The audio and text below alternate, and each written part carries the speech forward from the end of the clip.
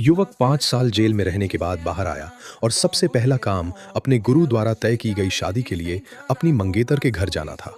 लेकिन जब वो वहां पहुंचा तो देखा कि घर के बाहर फूलों की मालाएं लगी हैं और शोक का माहौल है। अंदर जाकर उसने उदास सास ससुर को देखा।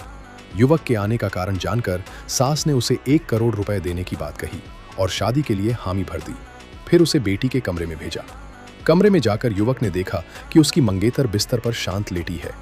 उसने नजदीक जाकर जांच की तो पता चला कि उसकी सांस बंद है। तभी उसने देखा कि उसके सीने पर काली ऊर्जा जैसी कुछ चीज है। युवक समझ गया कि यह किसी जहरीली चाल या तंत्र का असर है। युवक के पास अद्भुत मार्शल आर्ट शक्ति थी। उसने अपनी खास विद्या 9 चक्र ड्रैगन सम्राट कला से उस जहर को बाहर निकाल दिया।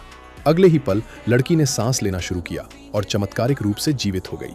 माता पिता बहुत खुश हुए, लेकिन लड़की ने तुरंत शादी से मना कर दिया। उसने कहा कि दोनों एक दूसरे के लिए सही नहीं हैं और युवक को धन्यवाद के तौर पर 2 करोड़ रुपए देने की पेशकश की। लेकिन युवक ने पैसे लेने से मना कर दिया। उसने कहा कि उसे पैसे नहीं चाहिए, बल्कि उसे लड़की की मदद चाहिए, क्योंकि जेल में साधना करते समय उसकी शक्ति बिगड़ गई थी और उसका इलाज सिर्फ उसी लड़की के विशेष शरीर गुण से संभव था, नहीं तो वो 1 महीने में मर जाता। लड़की ने उसे टालने के लिए कहा कि उसका पहले से कोई पसंदीदा व्यक्ति है और उससे सगाई भी हो चुकी है। मगर युवक हैरान रह गया जब उसे पता चला कि वह व्यक्ति और कोई नहीं, खुद वही है। असल में युवक का असली नाम चू कुनलुन था, जो बाहर की दुनिया में एक महान योद्धा के नाम से मशहूर था। जेल में रहते हुए वो अपने गुरुओं के लिए मिशन करता था और उसी नाम से जाना जाता था।